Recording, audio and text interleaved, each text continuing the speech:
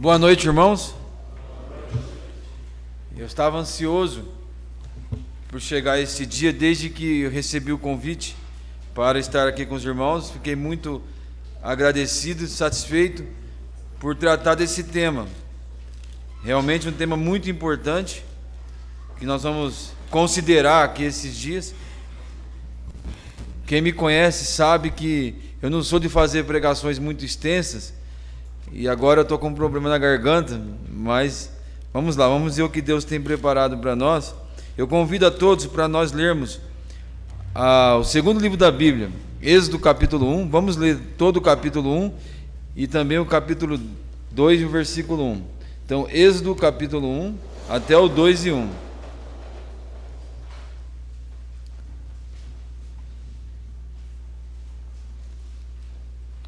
Êxodo, o livro que conta a história da libertação do povo de Israel da escravidão do Egito, onde eles estavam sofrendo, estavam sendo perseguidos, castigados, tratados como lixo, eram escravos. E o Êxodo conta a história de como Deus libertou a nação de Israel do Egito, né? Então vamos lá, vamos à leitura. São esses os nomes dos filhos de Israel que entraram na terra do Egito com Jacó, cada um com sua família: Ruben, Simeão, Levi e Judá, Issacar, Zebulon e Benjamim, Dan, Naftali, Gad e Azer. Todas essas pessoas, pois, que descenderam de Jacó foram 70. José já estava no Egito. Faleceu José e todos os seus irmãos e toda aquela geração. Mas os filhos de Israel frutificaram, aumentaram muito, multiplicaram-se e se tornaram sobremaneira fortes, de modo que a terra se encheu deles. Entre mentes, levantou um novo rei sobre o Egito que não conhecera a José. Disse ele a seu povo: o povo de Israel é mais numeroso e mais forte do que nós. Eia, usamos de astúcia para com eles, para que não se multipliquem, e vindo a guerra, eles se ajuntem com os nossos inimigos, pelejem contra nós e saia da terra. Então puseram sobre eles feitores de obras para os afligirem com as suas cargas. Assim, os israelitas edificaram para Faraó cidades, celeiros, Pitom e Ramsés. Mas quanto mais os egípcios afligiam o povo de Israel, tanto mais esse se multiplicava e se espalhava, de maneira que os egípcios se inquietavam por causa dos filhos de Israel e os faziam servir com dureza. Assim lhes amarguraram a vida com dura servidão, em barro e em tijolos, e com toda sorte de trabalho no campo, e com todo o serviço em que com tirania o serviam.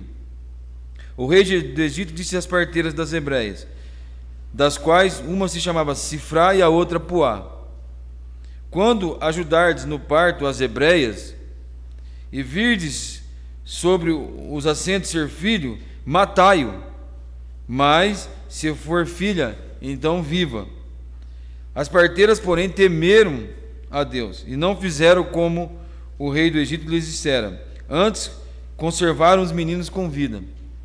Então o rei do Egito chamou as parteiras e lhes disse: por que fizeste isso? Por que deixaste viver os meninos?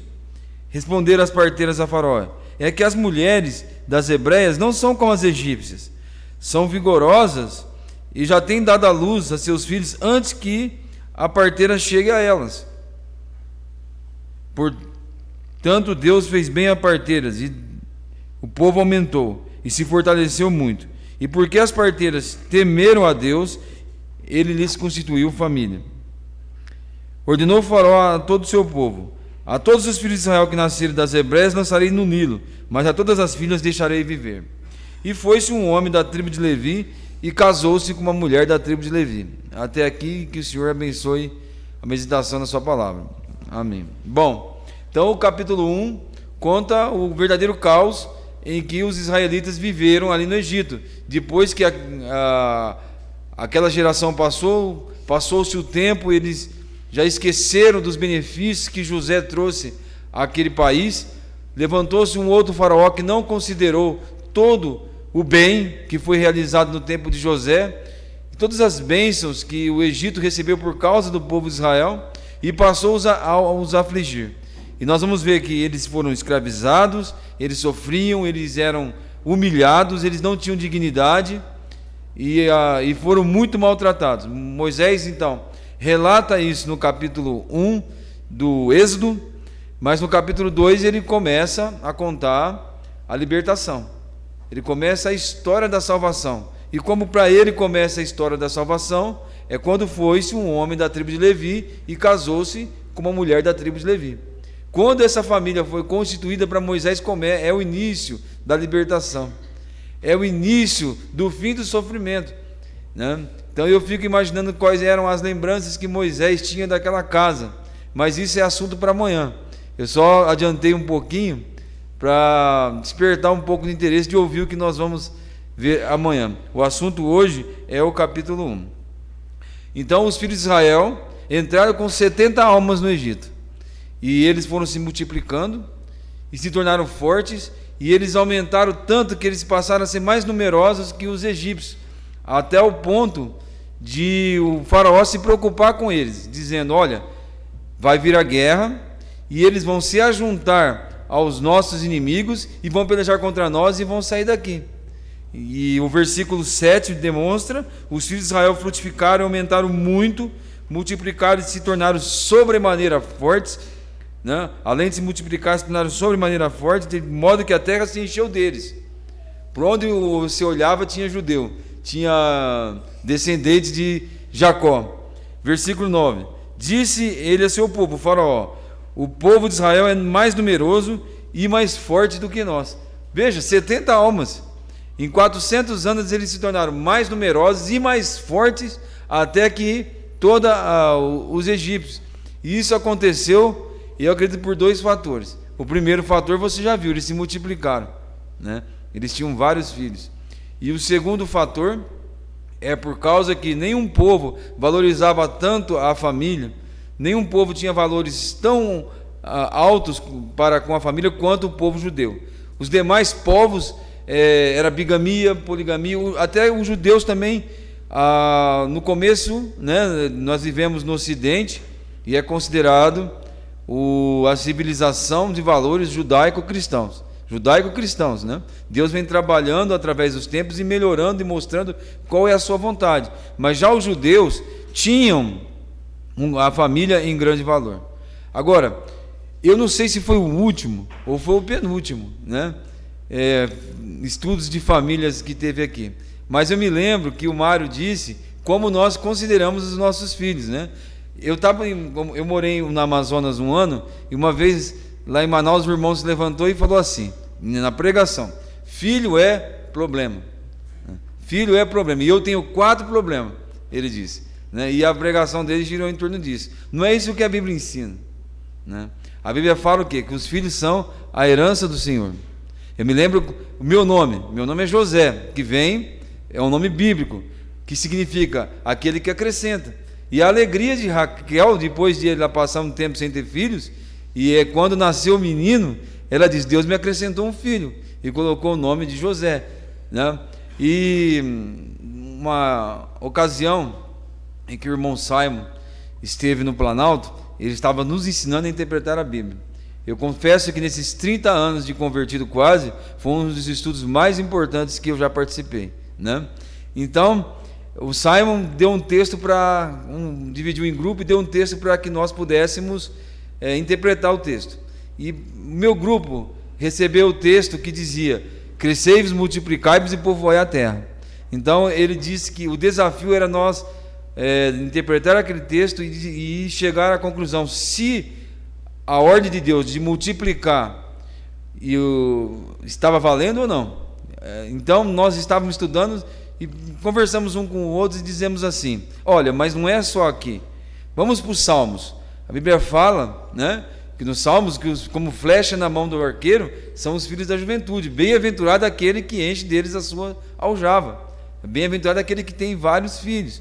Então o Salmo 128, ele fala: bem-aventurado o homem que teme ao Senhor, né, e anda nos seus caminhos. E uma das bênçãos que ele vai receber, é um texto que eu estou trabalhando por uma ocasião também no Salmo 128, e uma das bênçãos que ele vai receber é que a esposa dele vai ser frutífera, né? Vai ser frutífera. Então, os filhos de Israel, eles se tornaram fortes, eles se tornaram mais poderosos do que os egípcios, porque eles se multiplicaram. e eles tinham bastante valor. Hoje, as famílias têm poucos filhos. Eu recebi um estudo que tinha esta temática do que eu estou falando com vocês aqui, foi até no Portinari. Não era todo o estudo sobre isso, mas parte do estudo era isso. E até então eu tinha um único filho, um só, que é o Guilherme, que está com 20 anos, né? Daquele dia em diante eu comecei a falar com a Laodiceia, a gente podia ter mais filho, né? Então a gente conversou e decidiu e veio o Rafael. E depois, vamos mais um. Aí veio então a Manuela. Mas deixa eu contar um caso para vocês. Uma vez o Guilherme não vai ficar bravo comigo não, mas nós tínhamos ele somente. E ele começou com uma dor no estômago e gritava, e nós ficávamos desesperados, levávamos no hospital, chegava lá, o médico dizia: menino, não tem nada, né? Voltávamos para casa e ele começava a gritar, né? Gritar bastante de dor. Os vizinhos: o que está acontecendo?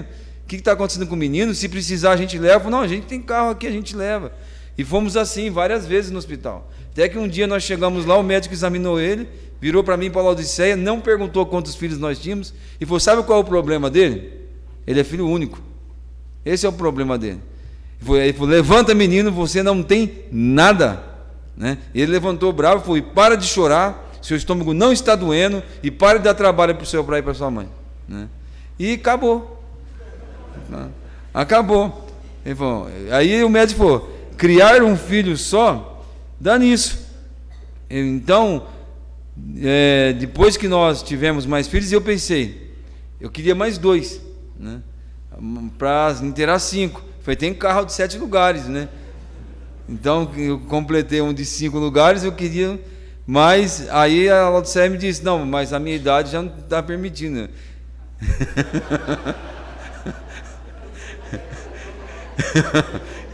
Vocês já viram que eu vou ter problema em casa, né? E eu nem citei a idade deles, né? Então, o que acontece?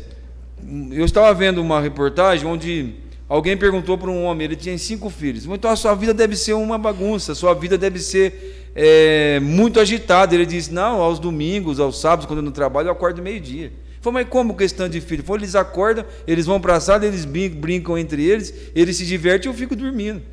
Agora quem tem um filho só tem que jogar bola, né? Tem que acompanhar ele para onde ele vai, enfim, isso determina bastante o caráter. Eu tenho vários irmãos e eu percebo que nós crescemos nos preocupando uns com os outros, aprendendo a repartir, né? Agora os filhos que são únicos, eles realmente têm alguns problemas. Deixa eu mostrar aqui. Eu não organizei certinho não, que foi meio corrido, mas deixa eu mostrar aqui alguma coisa para vocês. Não está funcionando. À medida que eu vou avançando, eu vou falando, tá?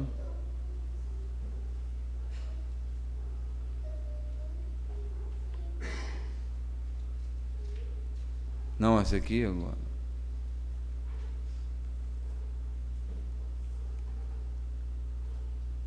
Não. Esse aqui, dá para ver, né? Olha só, como 4 países europeus estão lutando para que os seus cidadãos tenham mais filhos. 4 países da Europa lutando para que os seus cidadãos tenham mais filhos. Deixa eu ver se eu acerto, não é esse? Aqui. Mais do que isso diz: por que a Hungria vai oferecer tratamento de fertilidade gratuito a casais, né? Então conta a história, por que a Hungria vai fazer isso? E mais, as cidades que pagam mais de 45 mil aos seus habitantes para terem filhos. Sabe o que está acontecendo? A média da população é muito pequena. Então, nós só vamos multiplicar quando nós tivermos mais de 2 filhos. Até se nós tivermos 2, nós vamos repor. Apenas nós vamos embora, né? E vamos repor. Mas se nós tivermos mais de 2 filhos, nós vamos nos multiplicar. Nessa reportagem, o presidente russo, que todo mundo detesta, né? Mas ele dizia: o futuro do nosso país depende de quantas pessoas nós somos. E existem países que estão reduzindo a sua população. Então, para que a gente se multiplique, é necessário, então, que a gente tenha pelo menos 3 filhos. Até então nós vamos regredir. Deixa eu contar uma história para vocês. Esses países estão preocupados, né? No século VII, para ser mais preciso, né, morreu o fundador do Islã, Maomé. E 100 anos depois da morte de Maomé, os seus seguidores já haviam tomado toda a Ásia e o norte da África. O norte da África, o cristianismo foi varrido do norte da África. Então, quem estuda um pouco teologia sabe que ali daquela região vieram grandes teólogos, grandes apologistas, né, Gabriel? Atanásio, Agostinho, Ambrósio, Clemente de Alexandria. Então, são pessoas que marcaram a história do cristianismo, né? E que vieram, então, ali daquela região que foi varrida pelos muçulmanos até o ano, 100 anos depois da morte de Maomé. Em 732, eles atravessaram aquele estreito de Gibraltar que separa a Espanha e Portugal, a Península Ibérica da África. E eles dominaram Portugal e dominaram a Espanha por 900 anos, eu creio que é isso. 900 anos, Portugal e a Espanha ficaram sob o domínio dos muçulmanos. E onde eles pisaram, eles varreram o cristianismo do mapa. A Espanha, lá no norte, tinha uma cidade chamada Santiago de Compostela. Ali houve uma pequena resistência dos cristãos, criou-se até aquele caminho famoso de Santiago de Compostela.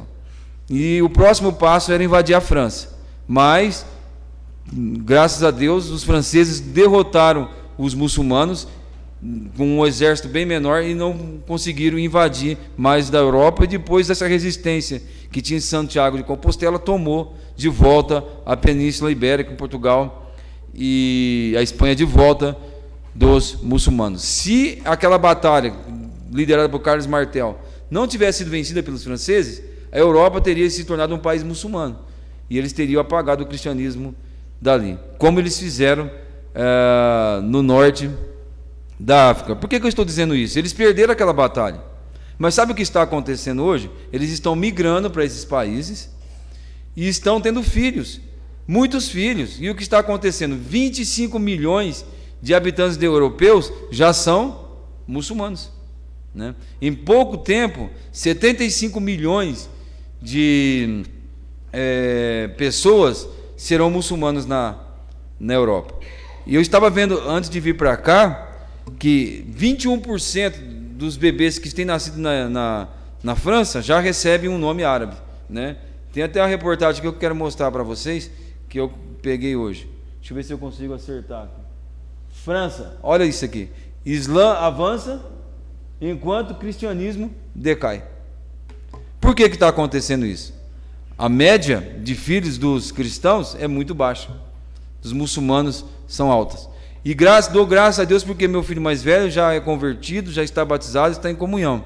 O meu filho mais novo, e dou graças a Deus também, embora ele não professou a fé, mas ele é temente a Deus e todos os dias ele não dorme sem fazer uma oração. Se eu quiser dormir cansado e não orar, nós não podemos dormir sem orar, mas já é temente a Deus. E oramos, né, pela pequenininha, para que a pequenininha também seja temente a Deus. Os grandes cristãos da história eram filhos de famílias numerosas. João Wesley era nada mais, nada menos que o 15º filho de Susana e Samuel.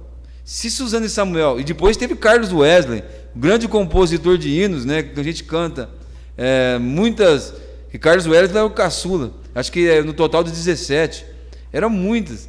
Moody, o príncipe dos, esse é o Spurgeon, Moody, o maior pregador ali dos Estados Unidos, um dos nomes mais citados, um dos nomes mais influentes na história do cristianismo, era o 6º filho de 9, né? Manuel, qual é a sua posição lá em casa, lá na sua casa? O 7º. Eu estou falando isso porque uma vez eu fiz uma pregação semelhante e o Warren depois subiu, vamos dar os créditos, né? E falou para que todos aqueles que fossem do 3º filho em diante levantassem. Então levantou o Lúcio, levantou outros irmãos, ele foi vários irmãos. Então ele disse: imagina a igreja sem esses irmãos aqui. Então eu sou o 8º filho do meu pai, né?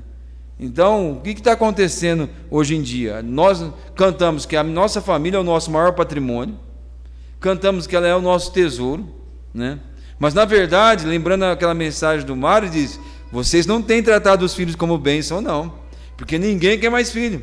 né? Porque custa caro, porque vai exigir o seu tempo, né? Porque você não vai ter uma creche para colocar ele. Enfim, por vários motivos, porque as mulheres têm que trabalhar, e se precisar, qual é o problema? Mas às vezes não precisa. Às vezes não precisa. E tem muita coisa que dá para fazer em casa também, mas às vezes não precisa. E não precisando, por que a gente faz isso? Porque a gente quer cada vez mais, daquilo que não tem valor, daquilo que não tem importância. Então, como eu disse, eles cresceram, dois fatores. Eles cresceram, eles se multiplicaram, né? E creio, como nós respondemos para o irmão Simon naquela oportunidade, que isso ainda vale, né? Que isso ainda está de pé. Mas também eles tinham valores, né? Nenhum povo valorizou tanto a família quanto os judeus e os cristãos. Quando nós vamos pensar nos 10 mandamentos que Deus concedeu a eles, né? Existe pelo menos 2 mandamentos que nós vemos ali. Primeiro mandamento: honra teu pai e tua mãe. É um mandamento que diz respeito à família, onde os filhos devem honrar o seu pai e a sua mãe. E depois nós vamos ver também outro mandamento que diz: não adulterarás. Quando Deus diz não adulterarás, o que ele está dizendo ali? Eu criei homem e mulher. Eu criei a relação íntima entre homem e mulher. E eles devem praticar essa relação dentro do ambiente para o qual eu criei. E aí é bênção. Não deve haver adultério, não deve haver imoralidade. Então Deus está valorizando a família e passou isso para os cristãos. Agora, como nós ouvimos por parte do irmão André, os valores judaicos cristãos estão sob ataque terríveis, né? Terríveis ataques. Cabe à igreja, cabe a nós demonstrarmos ao mundo que, como o André falou, que o casamento não é uma instituição falida. E em um casamento eu pude dizer que faliu a sociedade que considera o casamento desta forma. Mas o casamento não é uma instituição falida, não. Deus criou, Deus disse: deixará o homem, seu pai e mãe, e se unirá a sua esposa, a sua mulher, e serão dois, uma só carne. Então, estudando um pouco nesses dias, gosto de ver bastante coisas. Eu vi um documentário chamado O Fim das Nações, né? Depois, se você puder ver, são 4 horas, mas você pode ver picado, né? O Fim das Nações. E ele mostrava então os Estados Unidos, que queira ou não queira, você goste ou não goste, é o país que foi fundado ali pelos puritanos. E boa parte da sua cultura e dos seus valores são valores judaicos cristãos, né? E os Estados Unidos foram usados por Deus. Eu sei que tem muita gente que é contra, mas deixa eu falar a realidade. Foram usados por Deus 2 vezes para salvar o mundo. 2 vezes Deus usou aquela nação para salvar o mundo. E os Estados Unidos têm muitos inimigos. E eles perceberam que não dava para derrotar aquele país, porque ele estava firmado sobre 3 pilares. Isso está no documentário. Os Estados Unidos estava firmado sobre 3 pilares: família, igreja e escola. E eles disseram: enquanto esse país manter esses 3 pilares, ele é invencível. Os inimigos dos Estados Unidos: família, igreja e escola. Então, o presidente Ronald Reagan, ele disse uma vez que um dos maiores estudiosos sobre o poder da América era um homem chamado Alexis de Tocqueville. Isso é palavras do presidente Ronald Reagan. E esse homem é um dos maiores estudiosos do poder da América. E ele disse: eu só fui entender de onde vinha o poder da América quando eu entrei nas igrejas e vi as suas pregações inflamadas sobre justiça e retidão, os valores de Deus sendo passado de geração em geração. E quando eu vi aqueles valores, aquelas pregações de justiça e retidão, então ele disse: eu entendi o poder da América. E ele conclui dizendo: a América é boa, a América é forte porque a América é boa. Se ela deixar de ser forte, ela vai deixar de ser boa. Então, o que esse documentário mostra é que eles começaram a atacar esse país por dentro, desmanchar esse país lá dentro, jogando um contra o outro e destruindo os valores da família e os valores judaicos cristãos, de todas as formas, de todas as formas. E o que nós vemos hoje é esse país perdendo a sua influência no mundo, e perdendo o seu poder, e perdendo a sua capacidade, e as pessoas perdendo o respeito, né, que tinha ali então até esse país. E como eu disse, atacaram de várias formas. Nesse documentário mostra que nos anos 70, 1% dos taxistas dos americanos eram formados, tinham faculdade. Hoje é 17%, e eles ganham menos. Só que os jovens hoje, quando completam a idade que sai da faculdade, eles têm dívidas de entre 30 e 100 mil dólares em dívidas estudantis, e eles não conseguem casar por causa disso, né? E muitos não vão trabalhar na profissão que tem, e eles estão na casa do pai e da mãe. E aí entra outro tipo de coisa, a sexualização precoce. Eu me lembro no meu tempo, lá nos anos 80, no começo dos anos 80, quando um rapaz abusava de uma moça, a gente falava, o cano da espingarda, ele vai ter que casar. Tinha até as brincadeiras agora desses meses aí, né, que a gente brincava, que o camarada casa lá na festa sobre a espingarda, né? Era normal. Eu lembro, teve amigos que foram forçados a casar, porque havia um grande respeito. Mas hoje isso é normal. Até mesmo pessoas que dizem que são cristãs praticam isso, né? Às vezes antes de se casarem. Mas não é normal. E como nós temos falado, esses valores estão sobre ataque. E agora, nós vimos há um tempo no nosso país a sexualização das crianças, né? Lá nas escolas, ensinando ideologia de gênero. Essa semana passada eu vi um jornalista dizendo que se a filha dele, de 2 anos de idade, 2 ou 3 anos de idade, pedir para colocar uma cueca, ele vai deixar ela pôr, né? E diz que os pais que não deixam são opressores, né? Então o que acontece? Isso é a chamada guerra cultural. Eles estão tentando enfiar isso na nossa cabeça, na cabeça das crianças, na cabeça dos pais, para que não haja família tradicional. Deixa eu ver se eu encontro aqui mais um vídeo. Esse aqui, dá para ler daí? Não sei se dá para ler, mas está dizendo ali. A Disney diz, então o pessoal Aldair vem com teoria da conspiração, né? Mas depois você pode ver essa reportagem. É do jornalista Rodrigo Constantino. A Disney declara guerra à família tradicional.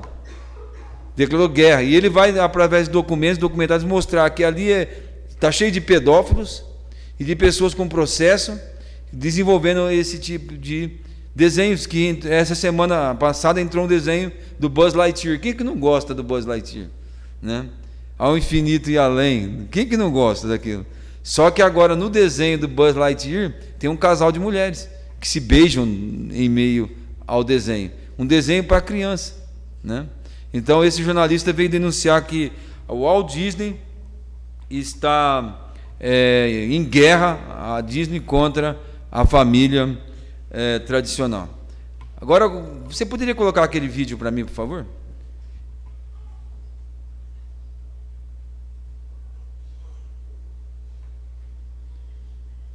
Vamos mostrar uma comemoração. Eu gostaria que vocês pensassem, o que será que eles estão comemorando ali? O que está comemorando aqui? Olha só a festa. Isso é na Argentina, pode parar. Olha lá. Pode parar, mas parece uma final de Copa do Mundo, não parece? Mas quem sabe, eu acredito que alguém deve saber, o que eles estão comemorando ali? O aborto. Terrível, terrível. O direito das mães matarem os seus bebês. Esta semana, ontem, uma menina tirou um feto de 7 meses. 7 meses. Matou o bebê. E depois fizeram uma cesárea para tirar o bebê. Por que não tirou vivo?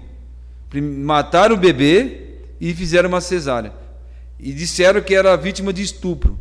Não sei quem ouviu isso. Mas qual é a verdade mesmo? Toda a mídia dizendo que era vítima de estupro. A verdade é que o pai tem um filho e a mãe dela, o padrasto tem um filho e a mãe dela tem ela. E por descuido do pai e da mãe, eles começaram a praticar relação sexual. O menino tem 13 anos e ela engravidou. E foi consensual. E eles não falaram isso. O que aconteceu? Dezenas de casais se ofereceram para adotar aquele menino. A juíza que proibiu, que não deu a autorização para que o aborto fosse feito, o que aconteceu com a juíza? Está sendo agora investigada pelo Conselho Nacional de Justiça, e a promotora de justiça também vai ser investigada pelo Conselho do Ministério Público. É uma tristeza. Imagine um bebê. Minha esposa nasceu de 7 meses. 7 meses. Está ali, linda, né?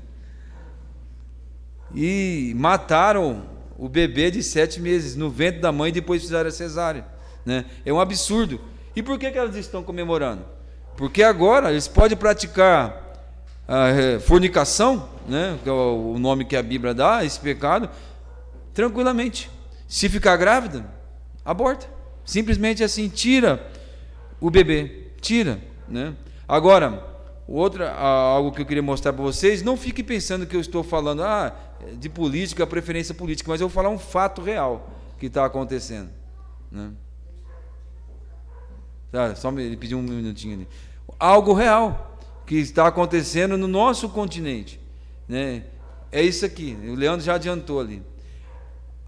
No lugar, na parte vermelha é onde os partidos de esquerda estão dominando. Então, ali, naquela pontinha azul é o Equador. Ainda tem um governo não alinhado à esquerda. E o Brasil também, que não está alinhado à esquerda. Nós vamos ter eleições esse ano. Imagine como que vai ficar a América do Sul se eles entrarem aqui de novo. Por que eu estou dizendo isso? Porque eles declararam guerra à família. O presidente do Chile chama Gabriel Boric.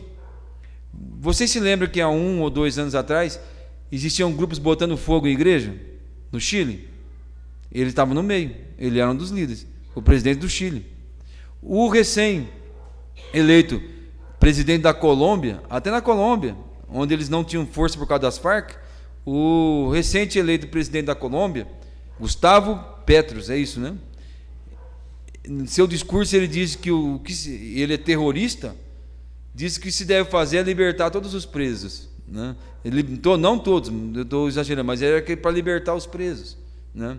Então, você pode concordar ou não com o que eu estou falando, mas uma coisa eu te peço: até as eleições que nós vamos ter nesse ano, se coloque de joelhos e peça a Deus que isso não aconteça o pior para o nosso país, porque eles declararam guerra. Você vai se lembrar o que estava acontecendo há um tempo atrás, a ideologia de gênero, né? O casamento entre pessoas do mesmo sexo. Hoje até a cantora Bruna Carla, né? Eu nem sei o que ela canta, eu sei que é evangélica, mas nunca ouvi nada dela, mas ela está sendo muito criticada por se recusar a cantar num casamento de 2 homens, né? E sendo condenada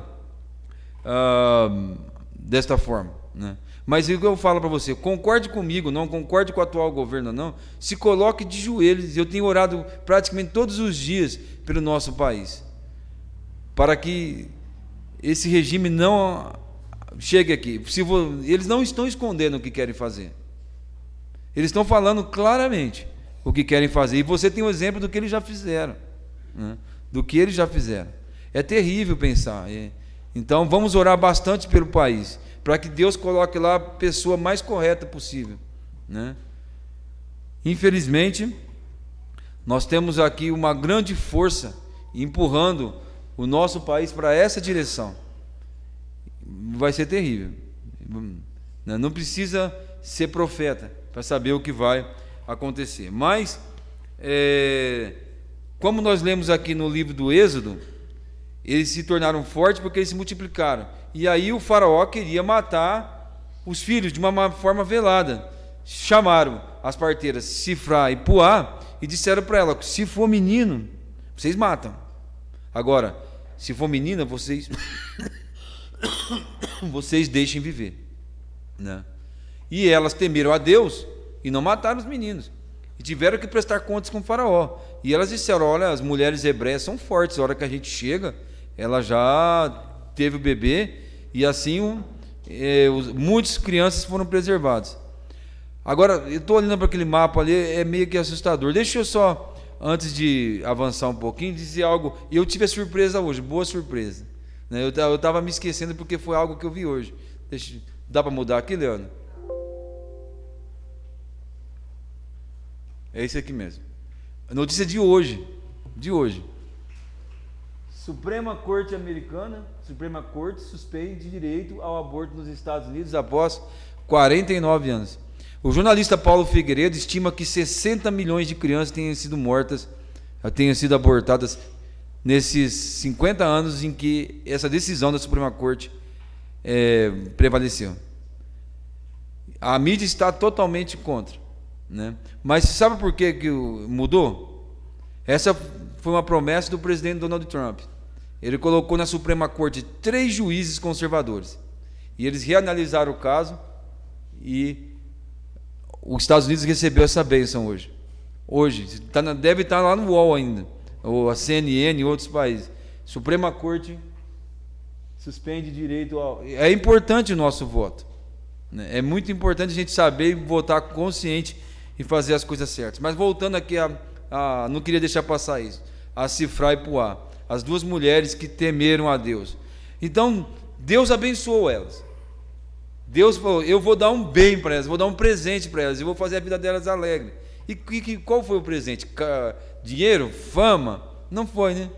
Deus disse, o que eu posso fazer de melhor para elas? Por causa desse grande benefício que elas fizeram ao meu povo, porque elas me glorificaram, porque elas me temeram, porque elas honraram o meu nome. O que eu vou constituir? Então diz aqui, versículo 21, e porque as parteiras hebreias temeram a Deus, ele lhes constituiu família. O maior bem, não é isso que nós cantamos? Meu maior patrimônio, o meu tesouro. A nossa família é o nosso maior patrimônio, é o nosso maior tesouro, é a nossa maior riqueza, né? Há uns anos nós fomos contemplados com uma vaga para o Rafael estudar no SESI. Quem que não quer ter o filho no SESI, né? Aí depois de um ano, conversando com a Laudiceia, eu disse, eu vou tirar ele de lá, né? Por quê? Foi porque ele fica o dia inteiro na escola. E eu não quero ele lá o dia inteiro. Ele pode ficar com a família. Eu quero ele brincando com os primos. Eu quero ele junto com a mãe. Eu quero ele junto com os irmãos. Então nós resolvemos tirar ele de lá. Um dos motivos foi esse, para que ele pudesse ter essa convivência. Dá um trabalho danado, mas é legal, né? A Lidiane que sabe, com aquela bola dele lá e para cá. Mas nós não queríamos que ele permanecesse o dia inteiro ali. Então, voltando ao raciocínio, o nosso maior patrimônio é a nossa família. Não existe bem maior. Tem pessoas que sacrificam o seu maior patrimônio, deixam de lado, não investe o tempo que precisa investir nos seus filhos, né? Não se esforça por eles, prefere um trabalho. Às vezes, eu falo muito, o irmão, a irmã, na hora de escolher um trabalho, tem que pesar isso, ou se vai trabalhar ou não, tem que pesar isso, né? E saber que a sua família é o seu maior patrimônio. Vocês se recordam do livro de Ruth, né? Nós sabemos que a família de Elimeleque e Noemi saíram de Israel para buscar sustento em Moabe, uma terra inimiga. Ali casou-se Malom e Quilion com 2 mulheres moabitas. E depois de algum tempo morreu o Elimeleque, Malom e Quilion. Então tem toda aquela história emocionante e Noemi resolve voltar para sua terra e volta com Ruth também. Ruth que decide ir com ela. Mas perdão, tem uma fala, está na hora de parar, né? Tem uma fala ali de Noemi que me chama bastante atenção. Quando ela voltou, as pessoas disseram, não é essa Noemi? O que ela diz? Não me chame Noemi, mas me chame de Mara, que significa amarga. Aí ela fala, cheia eu parti, porém o Senhor me fez voltar vazio. Cheia do que ela partiu, se ela estava pobre, passando necessidades? A que ela se refere quando ela dizia que ela partiu cheia? Que ela partiu ditosa ditosa eu parti, diz uma tradução, porém voltei vazia. porque ela tinha perdido lá em Moabe o seu maior bem, o seu esposo e os seus 2 filhos, né? Então ela disse: cheio eu parti, porém o Senhor me fez voltar vazia. Se as decisões que você tomar poderá tirar de você seus filhos, ou fazer com que eles não se convertam, não sejam do Senhor, pode ter certeza, você sentirá o mesmo desejo de Noemi, de dizer: me chame de Mara, que significa amarga. Eles vão te trazer amargura, vão te trazer sofrimento, vão te trazer decepção, vão te trazer bastante desgosto. Me chame de Mara. Então o seu maior bem, como diz o capítulo 1 de Êxodo, ali, o que Deus concedeu e abençoou aquelas mulheres, dando-lhe filhos. Então eu espero que daqui a alguns anos tinha muita criança aqui nesta igreja, né? E que Deus nos abençoe. E vamos orar também pelo que vamos meditar amanhã. Vamos orar pelo nosso país, vamos orar pela América Latina, América do Sul, né? Que existe algo muito maligno acontecendo aqui, para que isso não se concretize. Amém.